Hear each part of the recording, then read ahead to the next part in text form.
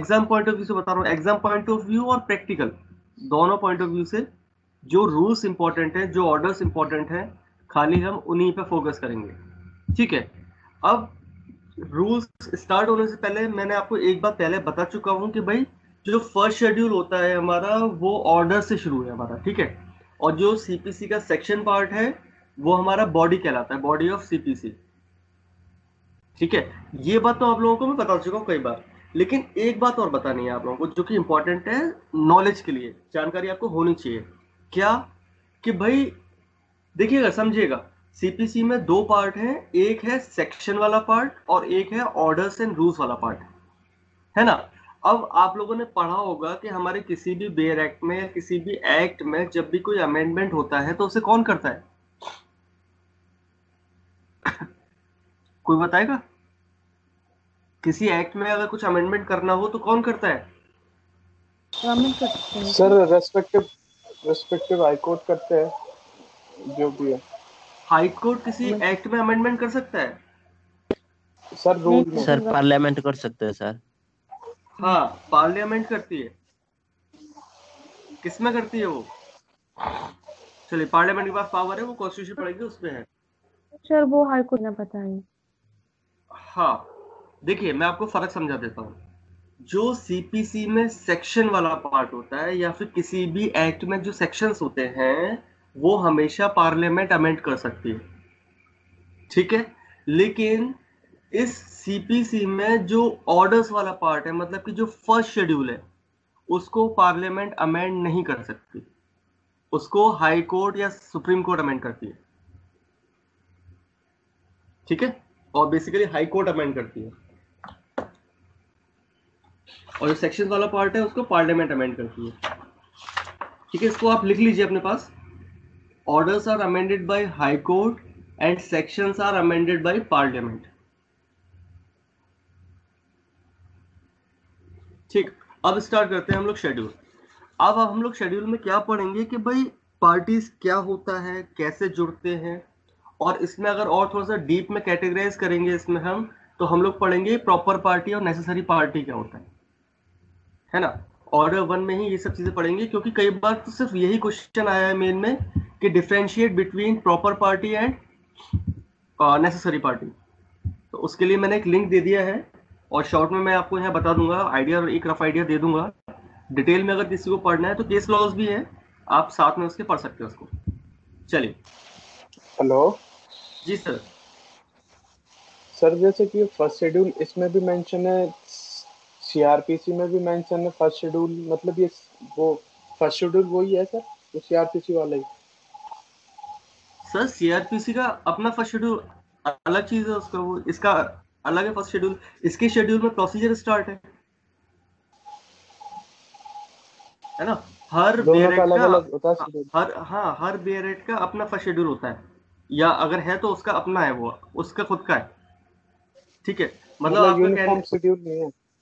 हाँ, आपका कह देखिए, ये मतलब नहीं है कि इसका फर्स्ट शेड्यूल तो अगर हाई कोर्ट चेंज कर सकती है तो उसका भी कर सकती है, या उसका पार्लियामेंट चेंज नहीं कर सकती, ऐसा नहीं है सर।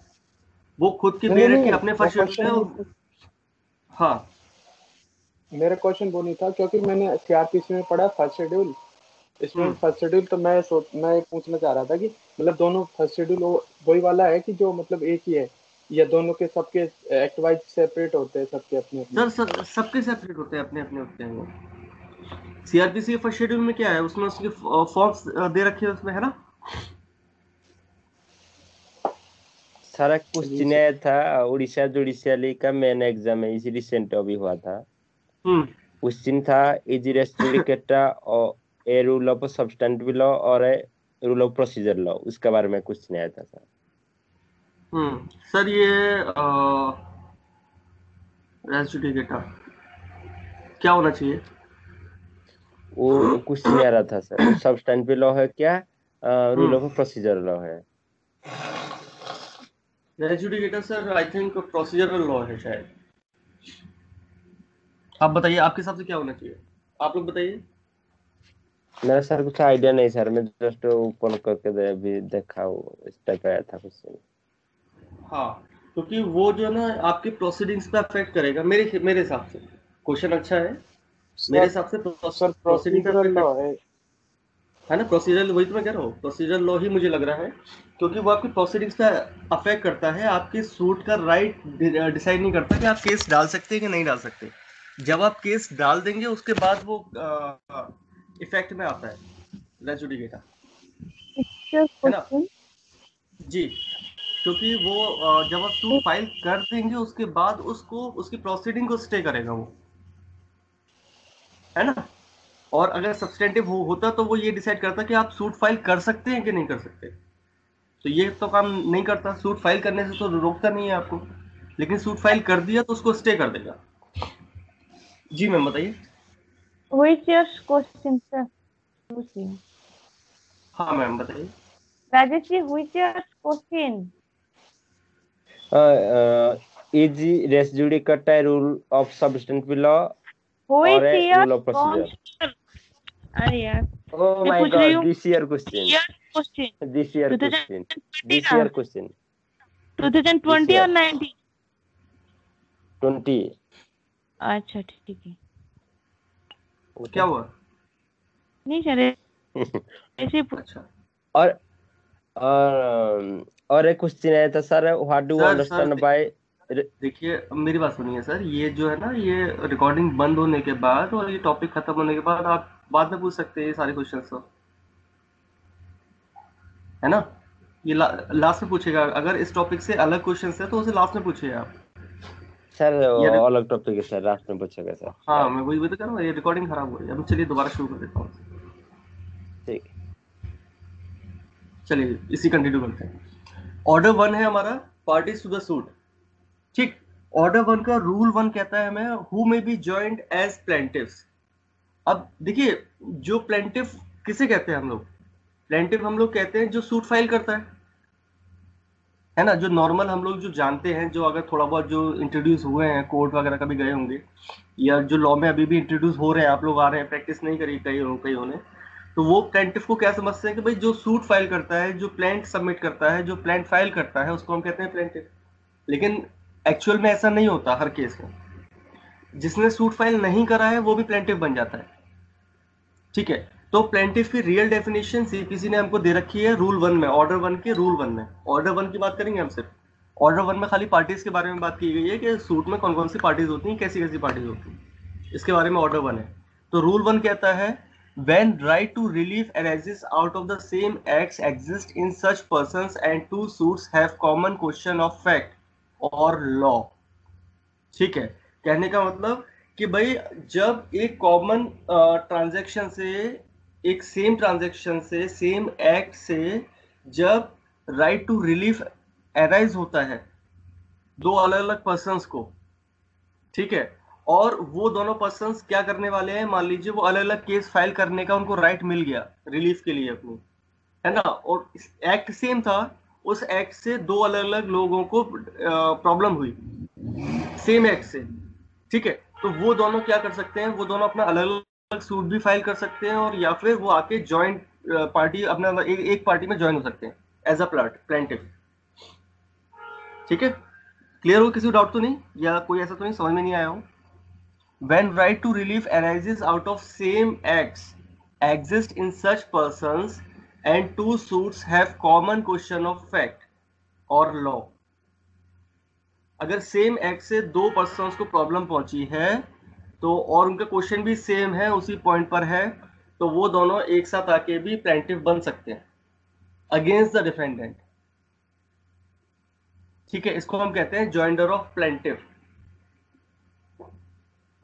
ठीक है ना, जॉइंडर ऑफ प्लेंटिव। जब डिफेंडेंट के किसी एक एक्ट की वजह से दो अलग अलग प्लेंटिव्स को प्रॉब्लम पहुंची है, तो वो अलग अलग सूट फाइल करने की बजाय वो एक ही केस में कंबाइन कर देंगे, उसको कंसोलिडेट कर देंगे, और वो सिंगल सूट चलेगा, फिर उसमें दो अलग अलग पार्टीज के प्लेंटिव होंगे। ठीक है ना, तो ये जरूरी नहीं है कि एक पार्टी है तो एक पार्टी में वही प्लेंटिव होगा, दो अलग अलग पार्टीज भी हो सकती हैं और दोनों एज अ प्लेंटिव की तरह उसमें आके ज्वाइंट हो सकती हैं आपस में, तो इसे हम कहते हैं जॉइंडर ऑफ प्लेंटिव। चलिए, ऐसे फिर हमारा डिफेंडेंट का भी होता है, who may be joined as defendants. ठीक है, तो डिफेंडेंट सिर्फ वही नहीं होता जिसके अगेंस्ट में आपको कॉज ऑफ एक्शन चाहिए, आप डाल रहे, आपके पास कॉज ऑफ एक्शन है। जॉइंडर ऑफ डिफेंडेंट बोलते हैं। रूल 3 में दे रखा है, क्या बोलता है? When right to relief arise out of same acts against such persons and two suits have common question of fact or law। ठीक है, जब दो अलग अलग पर्सन ने कुछ एक ही एक्ट किया हो आपके अगेंस्ट में, आप प्लेंटिफ है, आपके अगेंस्ट में दो अलग अलग पर्सन ने एक जैसा एक्ट किया हो या एक ही ट्रांजेक्शन में एक्ट किया हो। ठीक है, मान लीजिए दो लोगों ने मिलकर एक डॉक्यूमेंट बनाया आपके अगेंस्ट फॉर्जरी का, अब आप उनके अगेंस्ट में केस कर रहे हैं। ठीक है, तो दो डिफेंडेंट हो गए वो, कि भाई उसने भी किया था और उसने भी किया था, तो दोनों को आप एक ही केस में लेकर आ गए और उन दोनों डिफेंडेंट्स को आपने ज्वाइंट करवा दिया केस में, तो इसे हम कहते हैं ज्वाइंडर ऑफ डिफेंडेंट, रूल 3। उसके बाद आता है हमारे पास, अब ये क्लियर हो गया रूल 1 में और रूल 2 में। देखिए इसमें कंफ्यूज होने वाली बात नहीं है, सिर्फ आपको ये याद रखना है कि रूल 1 में क्या दे रखा है और रूल 3 में क्या दे रखा है। उसमें बोलता है ज्वाइंडर ऑफ प्लेंटिफ्स, इसमें बोलता है ज्वाइंडर ऑफ डिफेंडेंट। ये अलग अलग केस सिचुएशन से भी आप लोगों को लाके डिफेंडेंट की तरह ज्वाइन करवा सकते हैं, या अलग अलग लोगों को लाकर भी आप ज्वाइंडर ऑफ प्लेंटिफ करवा सकते हैं। ठीक है, इसकी परमिशन दे रहा है रूल 1 और रूल 3 ऑर्डर 1 का सीपीसी का। अब आता है रूल 8। रूल 8 और रूल 10 इंपॉर्टेंट है ऑर्डर 1 में से। 110 की एप्लीकेशन हम लोग देते हैं, रूल 10 में हम लोग पढ़ेंगे नेक्स्ट इसके बाद। पहले रूल 8 देख लेते हैं। One person may sue or defend on behalf of all in same interest। इसको कहते हैं रिप्रेजेंटेटिव सूट। तो रिप्रेजेंटेटिव सूट का प्रोसीजर हमको रूल 8 में दे रखा है ऑर्डर 1 में सीपीसीटी। ठीक है, रिप्रेजेंटेटिव सूट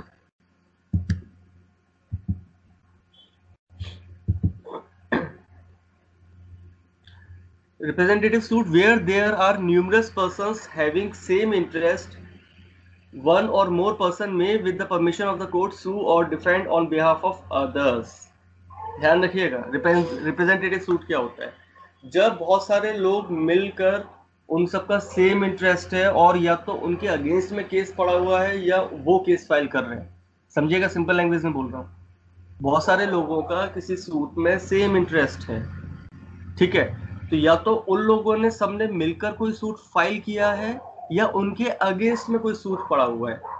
तो वो सब लोग क्या करेंगे, कोर्ट की परमिशन से अपना एक रिप्रेजेंटेटिव खड़ा कर देंगे कोर्ट को अटेंड करने के लिए। ठीक है, उसको में कोर्ट की परमिशन चाहिए होगी उनको। ठीक है, तो वो जो पर्सन होगा, अब वो जिसको खड़ा कर रहे हैं वो एक को भी खड़ा कर सकते हैं। जैसे मान लो हम 10 लोग हैं, तो हम 10 में से किसी एक को भी खड़ा कर सकते हैं और किसी 2 को भी खड़ा कर सकते हैं। जरूरी नहीं है कि रिप्रेजेंटेटिव सूट है तो हम 9 लोग घर में बैठेंगे और बस एक ही जाएगा। हम 8 लोग भी घर में बैठ सकते हैं, 2 लोग जाएंगे हमेशा रिप्रेजेंटेटिव बनकर हमारे, और वो जो बात बोलेंगे वो हम ये मानी जाएगी कि हम सबका भी यही कहना है या मानना है। अगर हम लोग एडमिट कर रहे हैं कुछ, तो हम सब, अगर वो दोनों कुछ एडमिट कर रहे हैं हमारे रिप्रेजेंटेटिव्स, तो ये माना जाएगा कि हम सब ही एडमिट कर रहे हैं।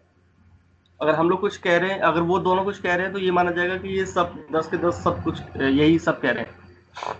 ठीक है, लेकिन इसमें कोर्ट की परमिशन लगेगी। अगर सब लोग एग्री होंगे तो ये कोर्ट ऑब्जर्व करेगी, अगर सब लोग एग्री हैं तभी वो रिप्रेजेंटेटिव सूट के लिए अलाउ कर देगी। ठीक है, एक बात तो ये। उसके बाद shall not be abandoned or withdrawn under order 23 and no agreement or compromise or satisfaction shall be recorded unless the court has given notice to all interested parties। ठीक है, अब उसमें बोला है कि भाई जो 23 जो ऑर्डर है उसके अगेंस्ट नहीं जाने चाहिए इसके प्रोविजंस रिप्रेजेंटेटिव सूट के। अब वो क्या है हम ऑर्डर 23 में देखेंगे आगे। और क्या बोलता है कि भाई ऐसी सिचुएशन, ठीक है, फैक्ट्स को एडमिट करना या फैक्ट्स को एक्सप्लेन करने के लिए तो काफी है, सफिशिएंट है, कोर्ट को अटेंड करने के लिए सफिशिएंट है, इंफॉर्मेशन को कैरी करने के लिए सफिशिएंट है।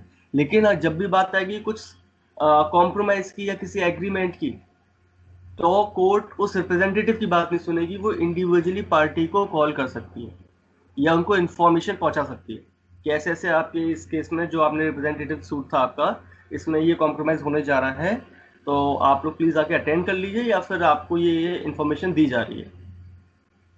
ठीक है, जब कोर्ट ये सेटिस्फाई हो जाएगी कि ठीक है इन सबके पास कॉम्प्रोमाइज किया, ये एग्रीमेंट जो होने जा रहा है इनके बीच में, इसकी इन्फॉर्मेशन पहुंच चुकी है सफिशिएंटली, तभी वो उस कॉम्प्रोमाइज पे उसको फाइनल कर देगी। फिर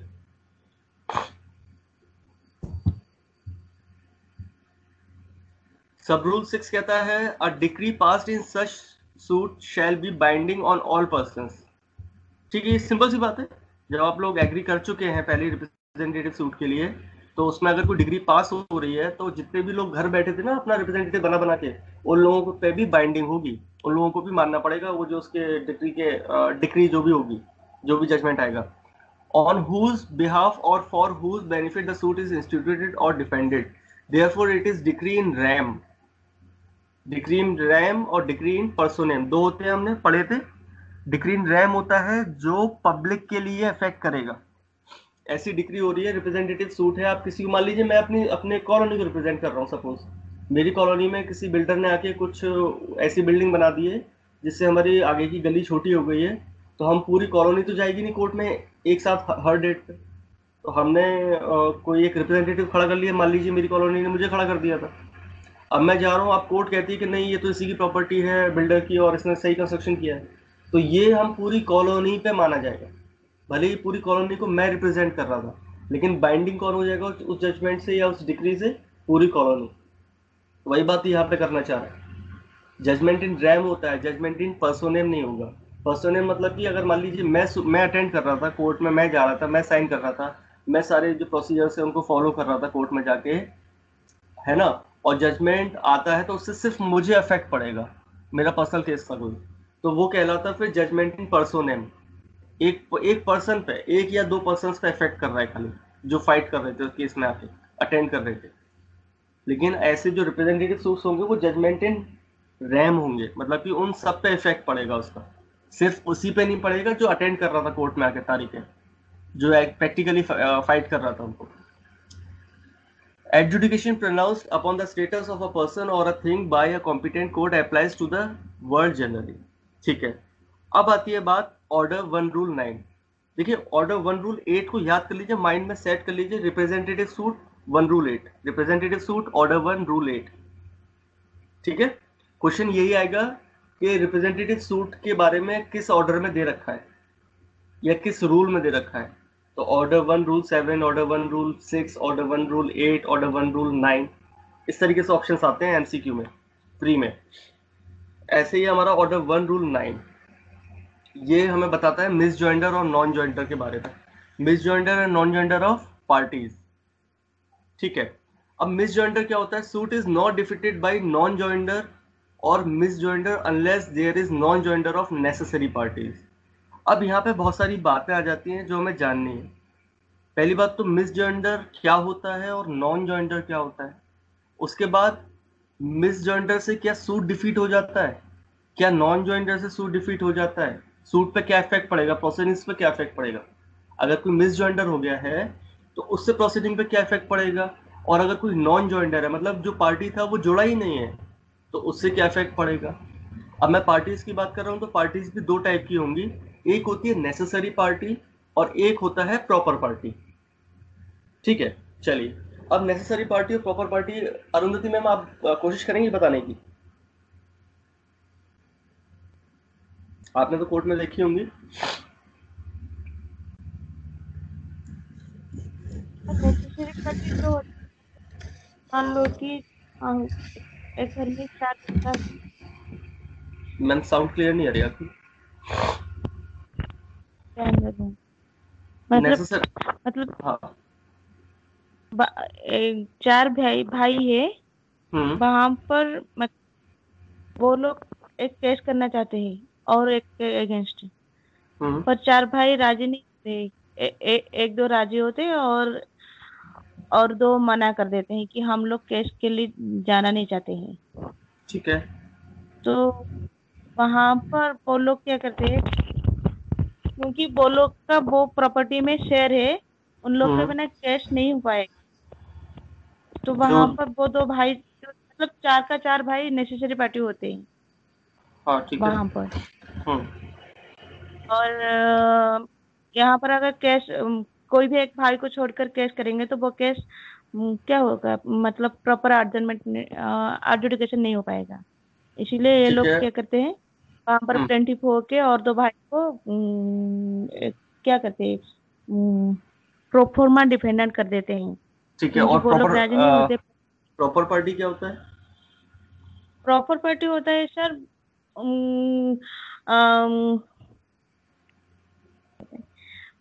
मतलब वो लोग को रखे तो भी चलेगा, ना रखे तो भी चलेगा। हाँ ऐसा नहीं कि उन लोग के बिना अगर एडजुडिकेशन हो जाए तो वो वो डिग्री को नल एंड भर्ड माना जाएगा। हाँ ठीक है। चलिए अब देखिए मैं समझाता हूँ बाकी सभी लोगों को। टाटू सर आपको समझ में आपको पता है ये? Yes hello, sir. पता है आपको? Yes sir. जी सर। बताइए सर, प्रॉपर पार्टी क्या होता है? सर प्रॉपर पार्टी वो होती है जो सर उसकी प्रेजेंस मतलब मतलब उससे सूट का अफेक्ट नहीं होता। वो चाहे तो पार्टी हो सकती है चाहे तो नहीं हो, मतलब है ना, सूट के डिस्पोजल के लिए नेसेसरी नहीं है वो। मतलब हम्म, उसकी उसकी मतलब अगर वो प्रेजेंस नहीं होगी तो भी डूस सूट चल जाएगा। डिस्पोज हो जाएगा। हाँ। चलिए ठीक है। तो देखिए प्रॉपर पार्टी और जो नेसेसरी पार्टी है, इन दोनों के बीच का जो डिफरेंशिएशन है वो मैंने केस लॉज के साथ में लास्ट में अटैच कर दिया है चैट बॉक्स में, लिंक उसकी वेबसाइट की। ठीक है, आप लोग जाके देख लीजिएगा, उसमें अच्छे से क्लियरली दे रखा है, केस लॉज भी है उसमें और एग्जांपल्स भी है उसमें। मैं यहाँ पे शॉर्ट में बता देता हूँ। साहू सर। सर बोलिए सर। ठीक है, आपको पता है? सर जो प्रॉपर पार्टी है वो पार्टी के बिना सूट नहीं चालू होगा सर। सर वो नेसेसरी पार्टी होती है। सॉरी वो नेसेसरी पार्टी होता है। हम्म, प्रॉपर पार्टी में सर मैं भूल गया सर उसको। हाँ चलिए ठीक है। देखिए नेसेसरी पार्टी वो पार्टीज होती हैं जिनके बिना केस चल ही नहीं सकता। अगर एक प्लेंटिफ है भाई, केस डालने के लिए एक प्लेंटिफ चाहिए ना। केस जो फाइल कर रहा है एक पार्टी होनी चाहिए ना जो सूट फाइल करेगी, है ना। और तो वो हो गया प्लेंटिफ, तो प्लेंटिफ एक नेसेसरी पार्टी हो गया। अब जिसके अगेंस्ट, जिस पार्टी के अगेंस्ट फाइल करना है तो वो पार्टी भी तो होनी चाहिए ना। जब तक किसके अगेंस्ट फाइल करना है ये नहीं पता तो केस कैसे शुरू हो जाएगा, है ना। तो जो डिफेंडेंट हो गया वो भी हो गया नेसेसरी पार्टी। अब जैसे मैम ने बताया कि चार भाई हैं, चार में से अगर दो रेडी है कोई केस करना चाहते हैं प्लेंटिफ बनकर, तो और जो दो मना कर रहे हैं तो वो भी नेसेसरी पार्टी हैं जो मना कर रहे हैं। ठीक है, लेकिन जब बात आती है सिविल केसेस की, तो सिविल केसेस में वो चार लोग हैं किसी प्रॉपर्टी के हकदार, और उन चार लोगों ने क्या करा, आपको पता नहीं है, ये जॉइंडर होता है पार्टीज का, कि वो चार लोग क्या करेंगे, अगर उनके बच्चे भी हैं ना उनको भी पार्टीज बना देंगे, ताकि नंबर ऑफ प्लेंटिफ बढ़ जाएंगे, पार्टीज की क्वांटिटी बढ़ेगी, तो जो कोर्ट होती है, जो जज होता है, उसके ऊपर एक प्रेशर सा पड़ता है कि इतने सारे प्लेंटिफ हैं भाई, ठीक है, ये इतने सारे लोग हैं तो वो ये सही होंगे। तो वो प्रेशर डालने की कोशिश करते हैं, टैक्टिक्स होती है कि ताकि कोर्ट को अपनी तरफ फेवर कर ले थोड़ा सा। ठीक है, अब वो चारों जो भाई थे जो प्लेंटिफ बनकर आ रहे थे, केस फाइल कर रहे थे, अब वो चारों तो नेसेसरी पार्टी हैं सपोज। ठीक है, लेकिन वो चार अपने बच्चों का भी नाम ऐड करवा दें एज अ पार्टी उसमें 110 की एप्लीकेशन डलवा के।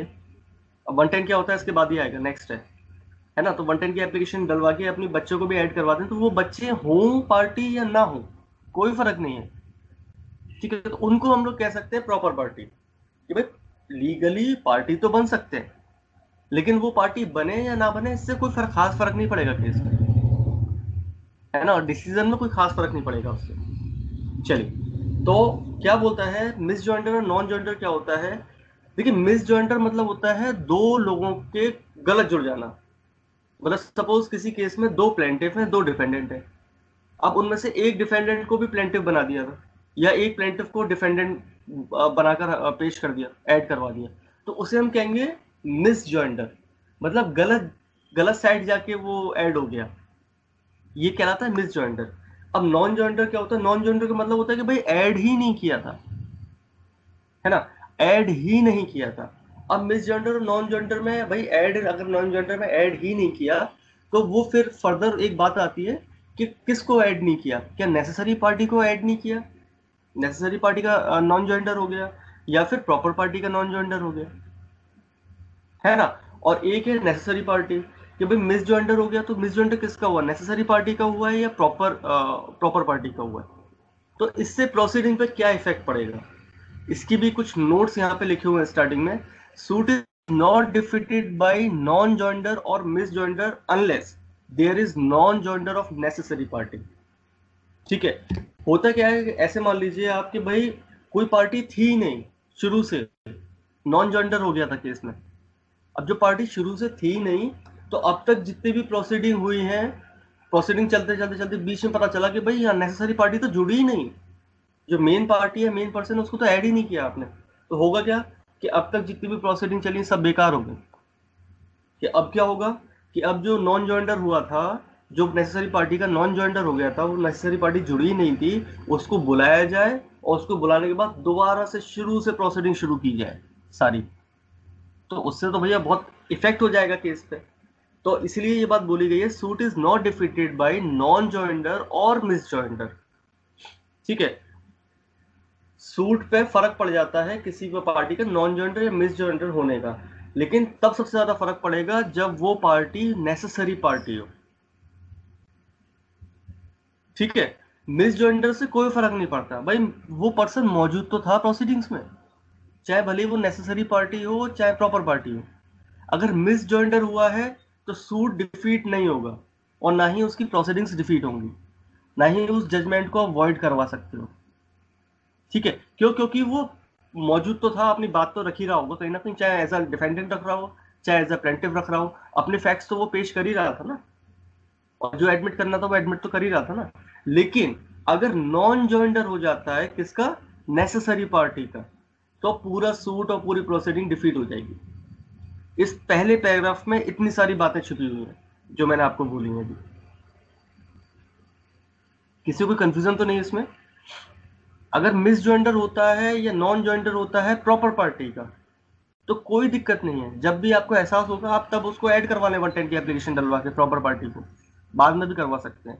लेकिन अगर नॉन ज्वाइंटर हो गया किसका, वो भी नेसेसरी पार्टी का, तो केस बेकार है आपका। ठीक है, पूरा का पूरा सूट आपका डिफीट हो जाएगा। चलिए अगली बात क्या कहता है सेकंड पॉइंट पे, non joinder it arises when necessary और proper parties are not joined. Simple सी बात है, नॉन ज्वाइंटर और मिस ज्वाइंटर को एक्सप्लेन किया है अगले पॉइंट्स में कि नॉन ज्वाइंटर क्या होता है कि जब नेसेसरी पार्टी या फिर प्रॉपर पार्टी में से कोई ऐड ना हुआ हो, ज्वाइन ना किया हो जब, तो उसे कहते हैं नॉन ज्वाइंटर। अब नॉन ज्वाइंटर होगा तो वो क्या करेगी पार्टी, अरुंधति में वो क्या स्टेप लेगी है? अगर नॉन ज्वाइंटर हुआ है किसी पार्टी का, आपको पता चला कि कोई केस चल रहा है और आपको भी उसमें पार्टी बनना चाहिए था, भले ही आप नेसेसरी पार्टी के पॉइंट ऑफ व्यू से आए या प्रॉपर पार्टी के पॉइंट ऑफ व्यू से आए, तो आप कोर्ट में आके पहला स्टेप क्या लेंगे करने के लिए? आप एंटर कैसे करेंगे उस केस में? 110 का पिटीशन देख कर सकते हैं ना सर? हाँ ठीक है। अब मिस ज्वाइंटर क्या होता है भाई, miss ज्वाइंटर it arises when some person is wrongly joined as a party। ठीक है, कोई पर्सन गलत जुड़ गया है। ठीक है, अब इसमें गलत जुड़ने में दो तरीके हैं कि भाई जिसका कोई लेना देना ही नहीं है उसको भी पार्टी बना के कोर्ट में ले आए आप, उसमें आपने प्लेंटिफ बनवा लिया उसको या डिफेंडेंट बनवा लिया उसको, या फिर एक क्या है कि भाई डिफेंडेंट को प्लेंटिफ बना दिया, प्लेंटिफ को डिफेंडेंट बनवा दिया, है ना, तो वो भी मिस ज्वाइंटर कहलाता है। और जो जिसका कोई लेना देना नहीं है उसको भी लाके आपने जुड़वा दिया, पार्टी बनवा दिया कोर्ट को प्रेशराइज करने के लिए, नंबर अपनी क्वांटिटी बढ़ाने के लिए पार्टीज की, तो वो भी मिस ज्वाइंटर कहलाता है। तो अब मैं बात कर रहा था नॉन ज्वाइंटर की। हेलो, किसी का माइक खुला? चलिए, तो अब मैं बात करता हूं कि अगर मान लीजिए ऑर्डर 1 रूल 9 में नॉन ज्वाइंटर हो गया, ये बात अलग है कि नेसेसरी पार्टी का हुआ है या प्रॉपर पार्टी का हुआ है, तो मैं इन दोनों को मिला के बोल रहा हूँ कि भाई किसी पार्टी का नॉन ज्वाइंटर हो गया, मतलब कि पार्टी जुड़ी ही नहीं, अभी तक ज्वाइन ही नहीं कर पाई, उसको बाद में पता चला कि भाई ऐसे ऐसे एक केस चल रहा है उस प्रॉपर्टी से, और उस प्रॉपर्टी का इंटरेस्ट तो मुझे भी है, उस प्रॉपर्टी में तो मुझे भी इंटरेस्ट है। अब वो जाएगा कोर्ट में, एक वकील हायर करेगा, वकील को सारी बात बताएगा, उस केस का डिटेल निकालेगा, तो वो वकील क्या करेगा, जिसको अभी अभी हायर किया गया है एक नॉन ज्वाइंटर पार्टी ने, वो वकील क्या करेगा, ये एप्लीकेशन लगाएगा अंडर ऑर्डर 1 रूल 10, इसको हम लोग बोलते हैं 110 की एप्लीकेशन। सबसे पहले ये एप्लीकेशन देगा, suit in name of wrong plaintiff. अब यहाँ पे प्लेंटिफ वर्ड ही क्यों यूज किया गया है ये मुझे नहीं पता, लेकिन 110 की एप्लीकेशन तो पार्टी बनने के लिए लगती है। ऐड और रिमूव दोनों ही काम हो जाते हैं इसमें, ऐड भी हो सकती है पार्टी, रिमूव भी हो सकती है। ये कोर्ट को पावर दी गई है और कोर्ट की पावर का यूज जो करते हैं वो 110 की एप्लीकेशन बोली जाती है। किसी का माइक खुला? सर जी सर, ये प्रॉपर पार्टी कौन सी जगह मेंशन है? प्रॉपर पार्टी कौन सी जगह मेंशन है? डिफाइन है मतलब। डिफाइन सर ये तो पता नहीं, तो नोट्स है मेरे पास, आप ऑर्डर 1 रूल 9 खोल के देखिए। सर उसमें कहीं मिला नहीं इसलिए। सर इसमें ये डिफाइन नहीं है, ये आप इसमें कमेंट में देखिएगा, आपके बेरेक्ट है ना, बेरेक्ट खोल रहे हैं आप? नहीं वो तो मैं समझ गया सर, वो तो मैं देखूंगा उसमें, बेरेक्ट में भी नहीं है वैसे, कमेंट्री में तो। सर ये थियोरेटिकल है। अच्छा डिफाइन है ना, है जब सीपीसी में। हाँ सीपीसी में डिफाइन नहीं है सर। जब आप इसको वो करेंगे, कमेंट्री पढ़ेंगे इसकी, आप थ्योरी पढ़ेंगे, तब आपको मिलेगा ये। ठीक है, सर ये बुक चलिए। से ढूंढने से डायरेक्ट नहीं मिलेगा? क्या चीज? बुक से मिल जाएगा, बैरक से नहीं मिलेगा। बैरक तो बस सेक्शन क्या कहता है क्या नहीं कहता है इतना बताता है ना। हाँ मैम, मैं बुक इसलिए से तो बोल मिल रहा हूँ जाएगा। ये। हाँ बुक से मिल जाएगा, मैं वही तो बोल रहा हूँ, थ्योरीज में देखिएगा या कमेंट्री में देखिएगा। अगर बेरेक्ट है तो कमेंट्री में देखिएगा, थ्योरेटिकल बुक है तो थ्योरी में देख लीजिएगा, उसके आपको मिल जाएगा। बैरक में इतना दे नहीं रहा है, बस बुक से ही हाँ, मिलेगा ये वाला। इसलिए मैंने इसको और डिटेल में आपको एक लिंक दी है साइड में, चैट बॉक्स में लास्ट में, आप उसमें जाके पूरा पढ़ ये लीजिएगा। पूरी डेफिनेशन है, डिफरेंशिएशन है, केस लॉज है, एग्जाम्पल्स हैं उसमें। सिंगल पेज की आई थिंक वो वेबसाइट है। मैंने पूरा पढ़ा नहीं था, लेकिन आधे से ज़्यादा पढ़ लिया उसको मैंने अभी। काफ़ी अच्छा है, सिंपल लैंग्वेज में दे रखा है इसमें। तो 110 की एप्लीकेशन हम लोग लगाएंगे, चलिए लगा लेते हैं। पार्टी बनना है हमको, हमें मत बताओ। प्लेंटिव डिफेंडेंट बन गए, आपस में केस चल रहे हैं, और प्रॉपर्टी में तो हमारा भी इंटरेस्ट है। हमें बनाया नहीं, हम कोर्ट गए, कोर्ट में जाके अपने वकील हायर किया हमने, एक लॉयर। उस लॉयर को बताई सारी बातें, तो वो लॉयर सबसे पहले क्या करेगा, 110 की एप्लीकेशन तैयार करा देगा ये वाली। तो भाई पहले तो आपको पार्टी बनना पड़ेगा, पार्टी बनने के बाद ही आप उस सूट में एंटर कर सकते हैं। अब पार्टी बनने के लिए क्या चाहिए होगा, क्या रिक्वायरमेंट्स है उसकी, उसके लिए 110 देखते हैं। Court can add whose presence before the court may be necessary to enable the court to settle all the questions involved in the suit. और strike means strike out means बाहर निकाल देना। Who has been improperly joined, plaintiff or defendant at any stage either upon or without the application of the parties. ठीक है, आप तो खाली court को एप्लीकेशन दे रहे हैं कि सर हमको ऐड कर दीजिए, रिमूव कर दीजिए, अदरवाइज ये कोर्ट के डिस्क्रिप्शन पर डिपेंड करता है।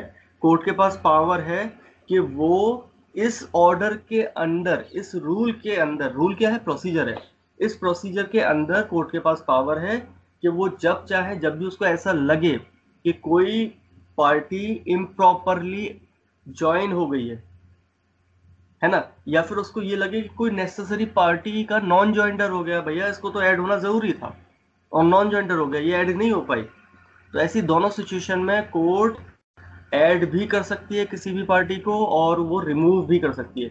रिमूव को जो लीगल वर्ड यहाँ पे देते हैं हम लोग, यूज टू हैं जिसके, वो है स्ट्राइक आउट। ठीक है, स्ट्राइक आउट का मतलब होता है किसी भी पार्टी को निकाल देना, किसी को भी निकाल देना। किसी फैक्ट का भी स्ट्राइक आउट कर सकती है वो, और किसी फैक्ट इशू का भी स्ट्राइक आउट कर सकती है, किसी क्वेश्चन का भी स्ट्राइक आउट कर सकती है। तो स्ट्राइक आउट का मतलब होता है निकाल देना। ठीक, court can add whose presence before the court may be necessary to enable the court to settle all the questions involved in the suit, or strike out who has been improperly joined, plaintiff or defendant। अब चाहे वो plaintiff की party से हो चाहे defendant की party से हो, कोर्ट को लगता है जोड़ना चाहिए तो जोड़ लेगी, लगता है निकाल देना चाहिए तो वो निकाल देगी। एट एनी स्टेज, ये भी क्वेश्चन आ चुका है एमसीक्यू में कि वो इस पावर का 110 का यूज कब कर सकती है कोर्ट, तो साफ साफ लिखा हुआ है at any stage either upon or without the application of the parties। और क्या सिर्फ कोर्ट पार्टी की एप्लीकेशन देने पर कर सकती है? नहीं, वो उसकी पावर है, वो कभी भी कर सकती है किसी भी स्टेज पर। लेकिन अगर पार्टीज को ये बात कोर्ट की माइंड में डालनी है या कोर्ट का फोकस चाहिए, तो पार्टी का अगर रिक्वेस्ट करना चाहती है तो उसके पास पावर है, राइट है उसके पास 110 में, 110 की एप्लीकेशन देगी, पार्टी बनने की एप्लीकेशन 110 में देगी। चलिए ठीक है, अब मान लीजिए इसका यूज कर लिया, फिर क्या होगा? अब आपने प्लेंटिफ ने प्लेंट लेकर आया, तो प्लेंट में तो भैया वो नाम वाम लिखा होगा ना उसने, डिफेंडेंट का एड्रेस वगैरह, अपना खुद का नाम, एज, फादर्स नेम और सब पूरा सब कुछ लिखते हैं उसमें। तो ऐसी जब वो प्लेंटिफ प्लेंट दे रहा है तो अपने बारे में तो लिख दिया उसने, डिफेंडेंट के बारे में भी लिखेगा।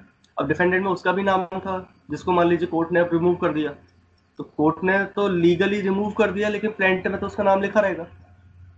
तो कब तक लिखा रहेगा? लास्ट तक लिखा रहेगा क्या, जजमेंट आते आते तक, रिमूव करने के बाद भी? तो उसी का भी प्रोसीजर इसी में दे रखा है। Plaint is amended when defendant is added and amended copies of plaint shall be served to the new defendant and may be served to the original defendant also। जैसे ही कोर्ट ने किसी को ऐड किया, आपने अगर 110 की एप्लीकेशन दी और आपको डिफेंडेंट बनाकर कोर्ट ने उस केस में ऐड कर लिया, तो प्लेंटिफ क्या करेगा, आपको डिफेंडेंट बना के ऐड किया, ठीक है, प्लेंटिफ क्या करेगा, प्लेंटिफ को ऑर्डर दिया जाएगा कोर्ट के द्वारा कि आप अपने प्लेंट में अमेंड करिए और इन डिफेंडेंट का भी नाम, एड्रेस, फादर्स नेम, एज वगैरह जो भी है वो सब ऐड कर दीजिए। और जब वो ऐड करके नया प्लेंट ला के कोर्ट में जैसे सबमिट करेगा, तो उससे ये भी कहा जाएगा कि जो जितने डिफेंडेंट्स हैं उतनी कॉपीज भी सबमिट करिएगा हाथ के हाथ कोर्ट में, ठीक है। और वो जैसी कॉपी सबमिट करेगा तो फिर उससे उसी से बोला जाएगा कि इन सबको सर्व भी कर दीजिए, इन सब डिफेंडेंट्स को। ये दो तरीके से हो सकता है सम्मन जाए, सॉरी बाय पोस्टल डिलीवरी हो प्लांट्स की, या कोर्ट में आके वो लोग खुद ले लें, कोर्ट अब अपने तरीके से कर ले, जैसा भी कोर्ट को ठीक लगता है, ठीक है। लेकिन वो मेन मोटिव क्या होगा कि जो डिफेंडेंट आया है नया वाला, जिसको अभी भी ऐड किया है 110 की एप्लीकेशन लगा के पार्टी बन गया, वो डिफेंडेंट बन गया कोर्ट में, तो उसके पास प्लांट की कॉपी पहुंच जानी चाहिए, ठीक है, कि ताकि प्लांट उस डिफेंडेंट को भी मालूम हो कि भाई एक्चुअल में केस क्या है, फैक्ट्स क्या बताए जा रहे हैं। चलिए, तो ये कहलाती है हमारी 110 की एप्लीकेशन, बहुत ही इंपॉर्टेंट है। 110(1)(8) representative suit, order 1 rule 8, order 1 rule 10, ठीक है। अब आता है order 1 rule 13, objection as to the non joinder और मिस जॉइंडर। अब भाई हर चीज के ऑब्जेक्शन भी होते हैं, जहां पर राइट्स दे रखी होती हैं उनके ऑब्जेक्शन भी होते हैं। हम आगे भी कई जगह पढ़ेंगे और पहले भी कई बार पढ़ चुके हैं। सेक्शन 21 याद है किसी को? क्या था सेक्शन 21 में?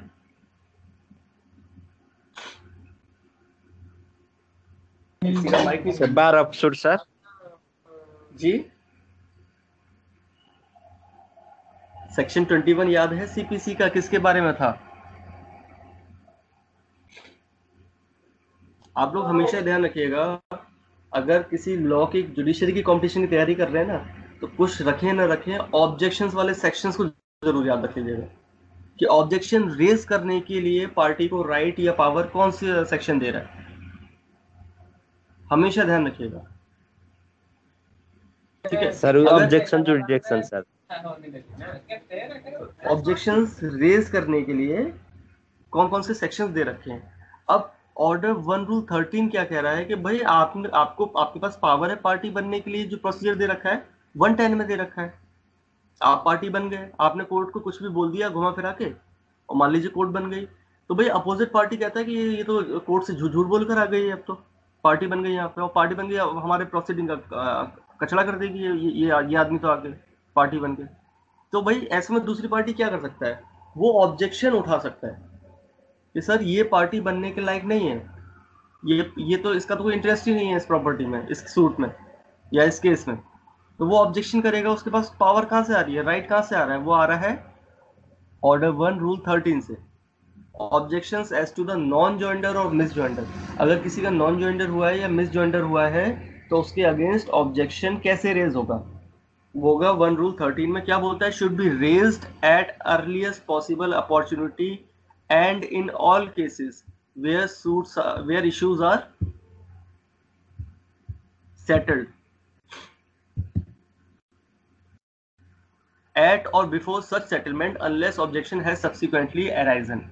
ठीक है, अब शुरू से ही जब मान लीजिए दो प्लेंटिफ आए, उन्होंने केस फाइल करा, जाके डिफेंडेंट को बुलाया, ठीक, अब डिफेंडेंट आया, प्लेंटिफ तो दो थे, मान लीजिए ऑर्डर 1 रूल 1 में जैसे कि हम गए, जॉइंडर ऑफ प्लेंटिफ होता है ऑर्डर 1 रूल 1 में, ठीक है, जॉइंडर ऑफ प्लेंटिफ होता है, तो वो तीन प्लेंटिफ थे, जॉइंडर हो गए, उन्होंने केस फाइल करा एक सिंगल डिफेंडेंट के अगेंस्ट में। अब वो डिफेंडेंट आया, उसने स्टार्टिंग में ही क्या करा, इश्यूज फ्रेम होने से पहले ही कि भाई उसने ऑर्डर 1 रूल 13 का यूज कर लिया, ऑब्जेक्शन कर लिया कि सर ये जो ए बी सी जो तीन प्लेंटिफ्स हैं, इनमें से सी का तो सर कुछ लेना देना ही नहीं है, ये तो बेकार में आपके ऊपर प्रेशराइज करने के लिए ये इनको प्लेंटिफ बना दिया गया, पार्टी जबरदस्ती का बना दिया गया, ये इम्प्रॉपर पार्टी है, अननेसेसरी पार्टी है, वो कुछ भी रीजन देगा। अगर कोर्ट को ठीक लगता है तो वो फिर जो 3 वर्सेस 1 केस चलने वाला था, वो फिर 2 वर्सेस 1 चल जाएगा, कोर्ट क्या यूज कर लेगा, कोर्ट कौन सी पावर यूज करेगा, कोर्ट जो सी वाला जो प्लेंटिफ था 1 2 3 ए बी सी जो थर्ड प्लेंटिफ था उसको वो रिमूव कर देगा अंडर ऑर्डर 1 रूल 10 में। कोर्ट उसको रिमूव कर सकता है, और जैसे रिमूव कर देगा तो 3:1 का जो रेशियो था फाइट का, जो सूट फाइट होने वाला था, वो अब 2 वर्सेस 1 हो जाएगा।